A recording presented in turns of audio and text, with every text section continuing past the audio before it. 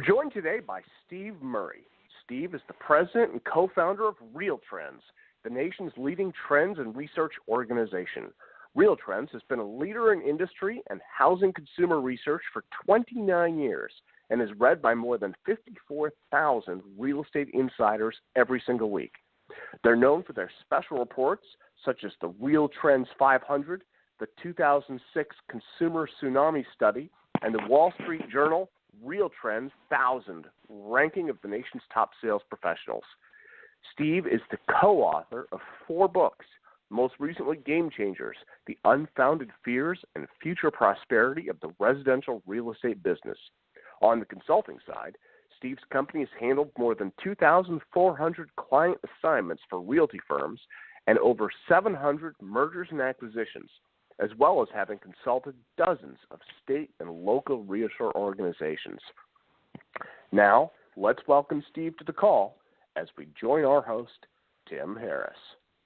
Okay, Steve, so I have to unmute 2 lines and find out which one is you, so hold on. Hey, Steve, is that you? Steve? Nope. All right. 2, I'm here. Steve? Hello.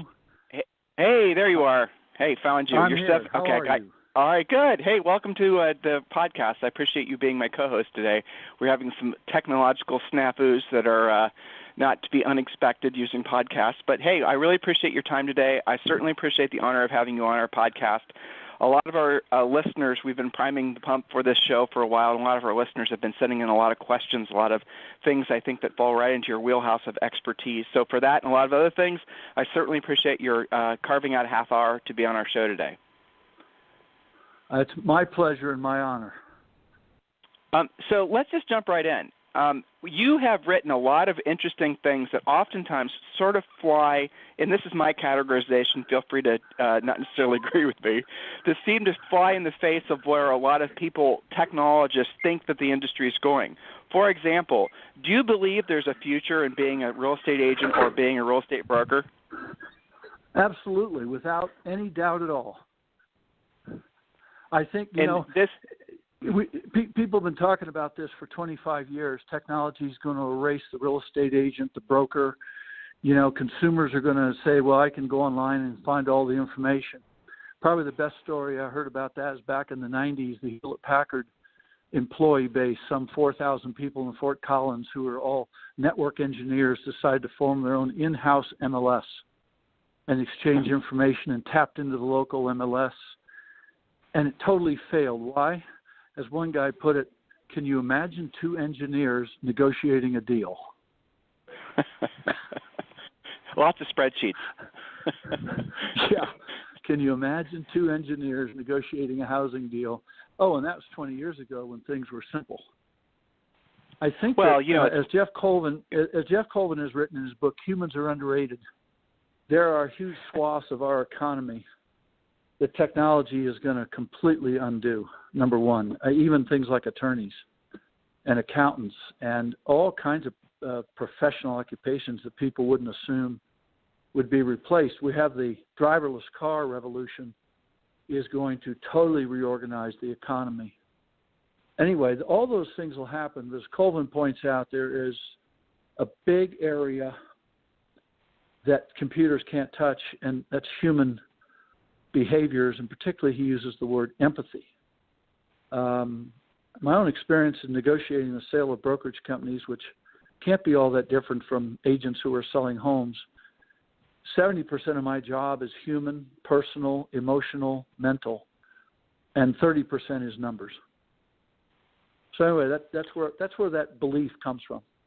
No, I think I understand what you're saying, and it makes perfect sense to me because really buying a house is not just a mere transaction. It really is an emotional thing for all parties concerned, maybe not as much as it should be for, the agents shouldn't be as emotional as the sellers and the buyers, obviously, but purchasing, I know, that was kind of a joke. I'm glad you got that. I know. But yes, the reality of it is that it is an emotional thing. It's an emotional thing for a seller, emotional thing for a buyer, and no algorithms will ever replace that empathy. I like how you said that. That's very elegant. So you mentioned the mergers and acquisitions thing, and that's something I think you're probably famous for. I don't know frankly, anyone else even talks on that topic in the industry. You had said some things that were sort of interesting, I think, and controversial, maybe motivating to a lot of folks that were building real estate teams. You said that you envisioned teams being something that could be bought and sold on multiples similar to traditional real estate brokerages. Do you mind touching on that and let us know what your thoughts are on that today? Not at all. And I'll try to keep this short. If your team is based on your personal sphere and relationships and referrals, and that's how you build your practice, good for you. But that's not going to carry a lot of value because somebody buys that practice. You can't convert it. You can't transfer relationships necessarily in that circumstance. But when a team uses a direct mail system, an online marketing system, might be billboards, might be direct calling, a system that generates business outside of the relationship with the key agent. Now you've built a business system team. Those have value. Now they may not ever get to the multiples that some large brokerage companies get. But I'll give you, for instance, we've been engaged in a lot of transactions this year, but I just represented a seller of roughly a 20-person team for almost the same multiple that I sold an 80-agent brokerage company for. Almost. Can you give us the math? Do you mind sharing us with the math, how you go about? No, the team was around a 3 multiple of trailing 12 months, 2.8 to 3 times trailing 12 months cash flow or EBITDA. The brokerage sold for 4. So earnings before interest. Go ahead. Earnings before interest, taxes, depreciation, and amortization. Essentially, a 20-person team sold for, we'll say it's 2.8, and an 80-person brokerage company sold for 4. So the team, we have to break this down, right? So for a team that's doing $1 million, that has the model set up so that it's not just basically a kingpin type business where the business isn't just all coming from the one person who happens to be an incredible networker. You know, you guys, listeners, you know what I'm talking about. There's a lot of agents out there that make just enormous amounts of money every year, but it's all basically relying on their own personal networking and their own personal spheres. And if they go and they don't really have a sellable asset, what I'm hearing Steve say is if you built your business around essentially systems that are reproducible, that can operate without the kingpin, being present, then you've got something that might be sellable. And I think I also heard him say that the multiple is roughly 2.8 times whatever. And let's just use net versus gross. I know EBITDA is not either, but you're talking about essentially probably a closer function of gross margin or gross commission income than you are net, correct? No, I'm actually talking about actual profit. So if I run a team that generates we had one earlier this year. They had a team. There were 3 agents and there were 2 staff, and they grossed about $1.2 million. After you factor in, take the owners out. What would I have to pay if I was a broker or another team and I bought that business? How much do I have to pay the listing agents and buyer agents inside my team? I deduct that cost. What's the cost of my employment, my rent, my marketing, my utilities, and all the stuff? In their particular case, it turned out that before taxes, on a true basis, that team threw off about $150,000 a year. If I wanted to buy it as an investor, that's what I could count on it to produce. In that case, for example, we got an offer of about $500,000 for that. Now, that's above a 3 multiple. Here's the key thing for everybody to understand, though. I don't want to leave the topic. Nobody gets a 2.5 to a 3.5 multiple in cash. Okay? It is 20% to 40% in cash, the rest over 2, 3, 4 years. Some of those out-year payments are going to be based on how well the business actually performs. And this goes for brokers too, by the way. There have been in 30 years of 700 plus closings I've been engaged in, there are fewer than a handful that were all cash. that's incredibly important that people understand that. And and I'm sure you know, Steve, but in case our listeners don't, anytime you guys hire a business broker or someone if you're thinking about buying a business, almost always the owner carries the paper. It's almost always an owner finance deal where they'll put down something, and then your future, payouts are dependent usually on lots of strings attached. So that's really good. That's really worth mentioning. You said I love how you're really drilling down on the fact that this is based on really essentially your net income, your actual profit from the business. Right. And that I wasn't prepared to talk to you about this, but I can't imagine anyone would have a better perspective on this than you. The brokerage business, for the most part, is not a very profitable business. And what do you see, generally speaking, the margins to be? And then I'm also curious what you're seeing on the team side of things. First of all, I'll say I just said this the other day in front of about 100 brokers. It's a myth that brokers don't make a profit. The myth has been either, oh my God, they don't make any profit, or they make gargantuan profit, right? For the last 25 years, the main number of brokers, it doesn't matter whether they're independent, franchised, Remax, Keller, doesn't matter. The best of them run 4 to 6% of gross revenue pre-tax. Now, there are outliers, of course. There are some, I have a few clients who are 8 to 12%, right? They're outliers. There's some special things going on with their company or their marketplace or competition that enable them to make that kind of margin. But it doesn't, whether it's a top 10 brokerage in the country or number 225 in the country, the best brokers, no matter whether they have 50 agents or 500 agents, generally are right in 4 to 6% pre-tax, which I haven't looked at it recently, and I probably should have. I would bet that if you looked at the average profitability of the Fortune 500 and you took Google and Apple out and Facebook, I bet the average of Fortune 500 would be 4 to 6%.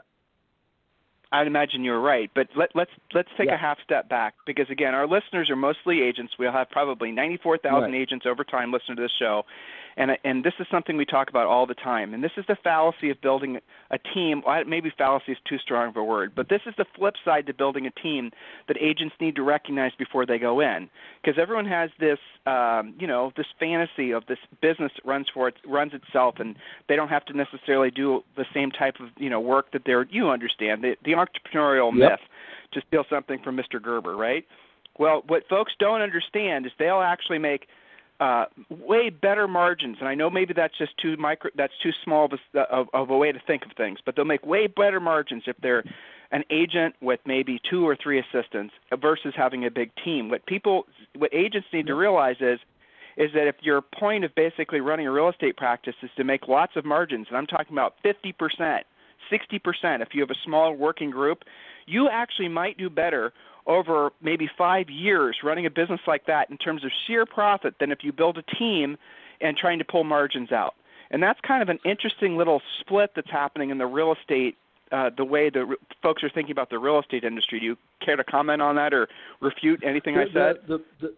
We've done valuations now for a couple dozen teams. In fact, that business is growing rapidly. We've got I think we've got 5 team valuations in-house right now. What we're seeing is well-run teams. We're seeing profit margins of 10 to 15, true profit margins of 10 to 15%.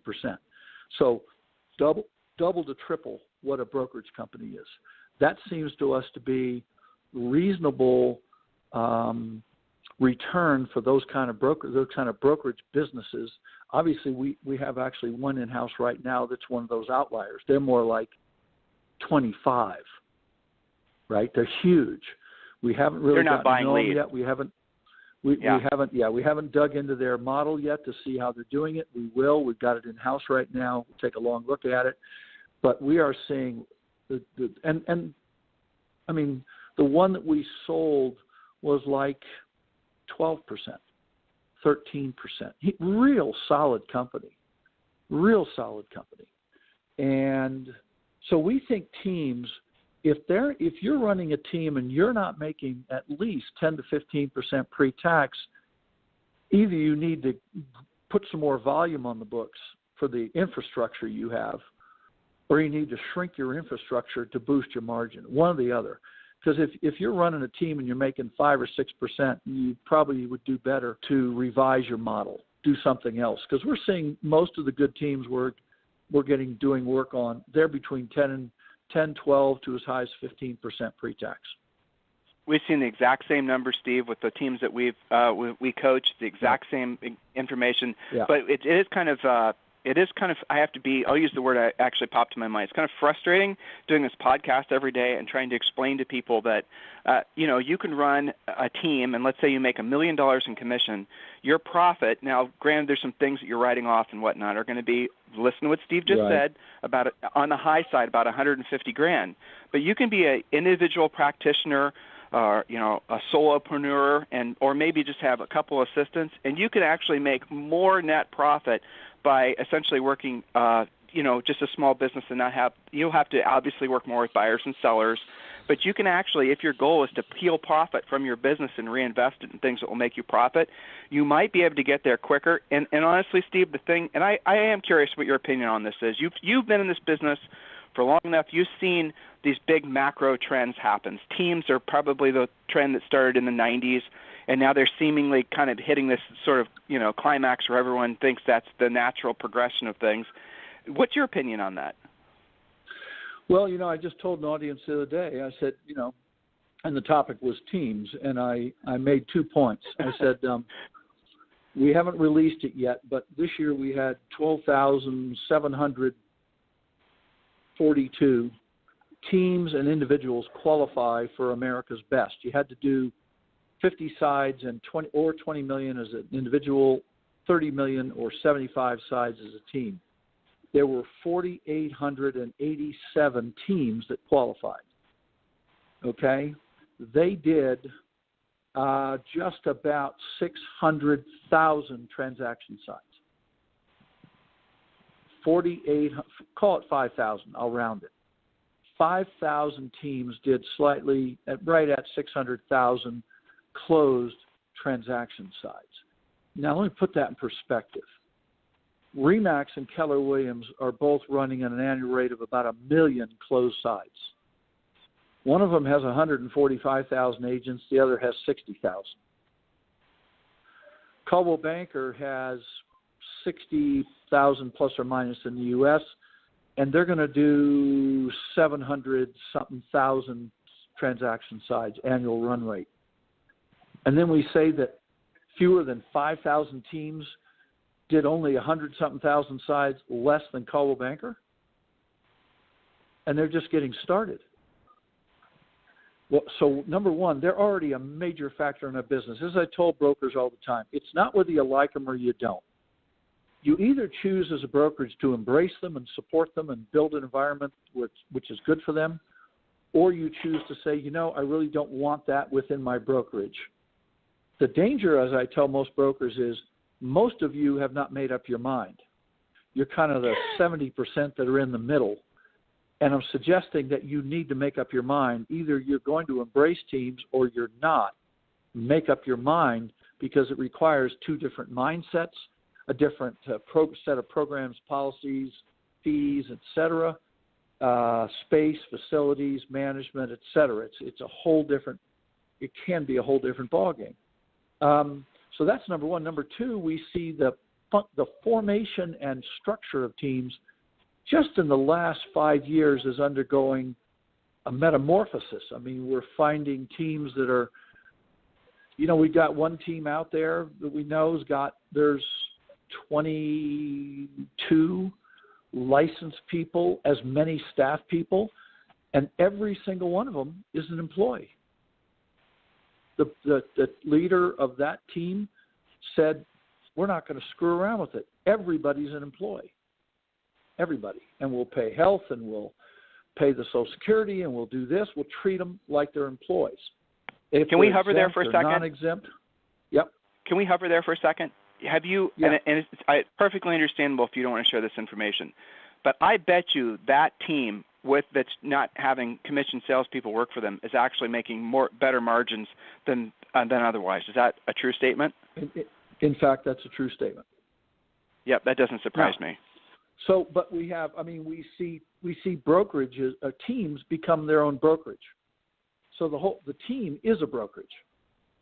It's a whole brokerage operating, and we've now uncovered a few that they're a team and they actually they purchase franchise from one of the national established brands, but they're operating fully as just a team. But isn't that the reason, Steve? Isn't that the reason some of the brokerages are running away from teams, is because they do see them as essentially just, exactly. They're just becoming competitors. Well, I mean, look, we know that the advent of teams has expedited the consolidation in the industry of fewer agents doing more of the business. Our research of a couple of years ago seemed to confirm that on the listing side, the top 20% of the agents in most markets we looked at were at least 75% of the listings were the top 25% of the agents, 20 to 25% of the agents. The buy side is not nearly that consolidated yet, but it's like the top 20% are doing 55 to 60% of the buy side. But both of them are heading towards more consolidation. Teams are one of the big reasons that's happening. When do we stop calling them teams? Sorry. It's a great question, and the truth is we're going to have to re-examine how we define teams between when we publish this year's top rankings and next year. Because aren't they in essence brokerages? I mean, in essence, these big guys are. In many cases, you're exactly right. They're becoming. I mean, it's one thing if they're standalone brokerages, but they still operate as a team. But it's when they say, well, we've got a brokerage and there's both a team and independent agents within. And then how do you separate out which is the team and which are the independent agents? How do you do that? And then you have, but anyway, but we took the challenge on 10 years ago, and the Wall Street Journal asked us if, since we could rank brokers, could we rank agents? And we said, well, we thought about it for a while, a couple of months, and said, we think there's a way to do this and verify it and make sure it's done right. First year we only ranked, I think, the top 400. Now we had over 12,700 people submit applications. Yeah, it's interesting. So, Julie and I live. Yeah. Sorry. No, Julie and I live in Austin, right? And so we've lived here about 5 years, and we've lived in different states and travel all the time, whatever. Austin has to have the highest number of independent small brokerages of any place I've ever been before. And for the most part, they all started out as teams. And this Keller Williams basically is based here in Austin, in case all of you listening don't know that. Yep. And I would venture a guess that virtually every one of these little small brokerages that are running, they're boutique brokerages, they all started out as Keller Williams agents, learned how to run a brokerage, and basically split off and did their own thing. And that's happening with a lot of these top-producing teams within these big national brands. This started, 3-4 years ago. They're all leaving and starting their own brokerages. And it's kind of fascinating. I don't have the same perspective that you do, but it is fascinating. It's almost like the pendulum has gone from a whole bunch of small mom and pops. Then it sort of swung starting in the 80s and the 90s, and it started, this big branding thing started to take over, and you started seeing the advent of RE/MAX and right. And now it seems to be swinging back towards these mom and pops. In essence, that's what these teams are, with the small. It's fascinating to watch the evolution of this industry. Well, the one thing that I've known, I entered the business 40 years ago in the late 70s, and I was in the relocation management business. And back in the late 70s through the 80s, relocation business was considered gold, right? It was wonderful business. Mm-hmm. It was reliable. It was and Coldwell Banker, the whole Coldwell Banker network, the original Pru, now Berkshire Hathaway. Cardis now helps build Century 21, ERA, and Better Homes and Gardens. Leading real estate companies of the world, broker-to-broker referral business and relocation business. Whole networks organized around a source of business that never amounted to more than 4 to 6% of a company's business. That's fascinating. Right? So now, what are we seeing now? Well, the new coin of the realm, I hate using cliches all the time, are leads. Good leads, bad leads, some leads, internet leads, direct mail leads, opportunities, opportunities. And you see, as I wrote recently, you see Keller and Realogy and RE/MAX and Berkshire Hathaway all really taking a long, hard look at taking all of their technology in-house. Why? Well, because they got to compete for consumers against Zillow and Realtor.com and each other and Homes.com, and they realize they got to have a lot more control. Why? Because they have to be able to be in a position that they can generate leads. Why did Realogy buy Zip Realty? We need a platform that will generate more opportunities for our agents, because that today is the coin of the realm. Is that a perilous journey off a cliff? When you think about it, it's the same as teams, right? Teams are built around somebody who can generate business for somebody else. Exactly. And I wonder if that's a perilous journey, if that's a Thelma and Louise style off the cliff journey, because how is buying leads and essentially having brokerages and teams based on a bunch of people that don't know how to lead generate, that are dependent on one or two people that do, how is that a sustainable business if the lead acquisition cost continues to increase as it has been? That's a great question that I don't have an answer for. I don't have it either, but it is fascinating to watch all of this play out, though. That's for sure. They're going to bet. These big national guys, and they're strong, and they're not dumb people. They're smart people. They think their thought must be, we have to be able to do that, and we have to do it cheaper than they can get them elsewhere. I cannot argue with what you're saying, and that does make sense. And I see national brokerages and whatnot going in that direction. And you're right, they're going to have to create their own technology beachhead, and they're going to have to essentially be able to compete with the big portals. Do you think the buying leads thing, do you think that a lot of people are of the opinion, Steve, that that's kind of rounding the bend as far as its zenith? Do you think that's true or not? I don't think it's done yet, no. I don't think it's done. I'll tell you, the day I see Zillow's and Realtor.com's ad revenues start to decline from their top agents, then I'll believe it. Yep, that's a smart way to think of it. That is really the bottom line. So I have one last question for you, and this is one. Yeah, sorry. Yep. Well, so what do you think the biggest mistakes that you see? Because again, you have a very, very unique perspective on the brokerage. You get to, you don't even have to walk the yellow brick road. You get to peek behind the curtain, and you get to peek behind curtains of big brokerages, small brokerages. You get to see the truth. So what are maybe the two or three biggest mistakes that you see brokerages, or we can even kind of merge it because they kind of are the same thing, and teams? What do you see the two or three biggest mistakes that they're making that you see consistently being a mistake?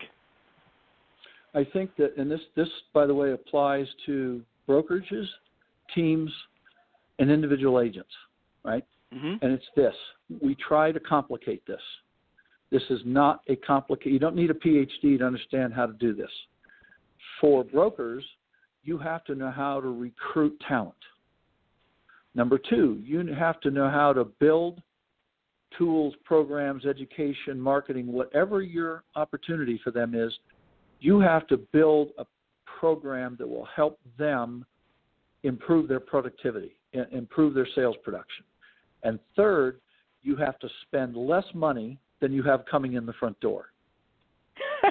That's it. That's it. You do those three things, you're going to win. For an agent, you either know how to generate customers, and by the way, that could be by your own direct mail efforts. It could be by knocking on doors. A great story of a young man in Grand Rapids. I forget his name. It was a heart-wrenching story, but a glorious story. He's broke. He's alone. He's got kids. He's got all this. He goes out door knocking, FSBOs and expireds, and turns it within a year into a gold mine because no one else would do that. You find a way to, if you're an agent or a team, how are you going to generate customers? How are you going to build a culture, whether you're an individual agent with your clients or your assistant or you're a team? How are you going to build a culture to sustain your growth and extend your excellence at serving customers and clients? And third, how are you going to do it without spending more money you got coming in the door? It's that simple. And people... That last one's the tricky one. Yeah, they get all... Well, and as I said, the truth is 75% of the top 500 brokers in the country, 75% made it through the downturn when the average of them lost half their revenue. Wow. they're a pretty impressive group of people. And by the way, same is true of top agents. Their revenue, whoop, a lot of them just gone, right? Except for the guys who shifted into distressed sales, REOs, that kind of stuff quickly. But even then, the revenues were cut, transactions were down, commission rates were under pressure. It's amazing when you step back, the absolute gorillas in this industry who found a way to get through. And I think there is yet to come. The good ones will. Absolutely. I mean, the versatility, the ability to pivot, it's the whole Boy Scout thing, right? Hope for the best, being prepared for the worst. Steve, listen, honestly, I sincerely appreciate you being on our podcast today. It was a great honor having you on. I could talk with you for hours and hours, and still come up with more hours and hours of conversations. I'm a real estate industry geek, and I find this very fascinating. And I really don't think there's anyone else that has your perspective, and it's my true honor to have you on our show. Well, it's all my pleasure today, and thank you for allowing me to come on and spout a little bit, and we'll look forward to talking again. Very good. Thank you. Listeners, listen, if you want to get hold of Steve, he's obviously all over the Internet. He's cited all the time as being the go-to expert, but REALTrends is where you want to seek out more information. And of course, Steve's company has lots of great lists and information and content. As a matter of fact, a lot of what you guys are reading, what you're citing for your direction, your business, it's actually coming from Steve's company. So if you just want to go right to the source, just go to his website. So what do you, for agents, Steve, what do you think, realtrends.com? Yeah, realtrends.com. And as we tell all potential people, the first call is always free. Don't hesitate to call us or email and want to set up a time to talk to us about something. We have 4 people in our digital marketing consulting group. We have 3 people in merger acquisition valuation. And we have people all the time there, always willing to help. Very good. Thank you very much, Mr. Murray. I really sincerely appreciate your time today. And listeners, we'll talk with you on the radio tomorrow. Bye-bye. Bye now.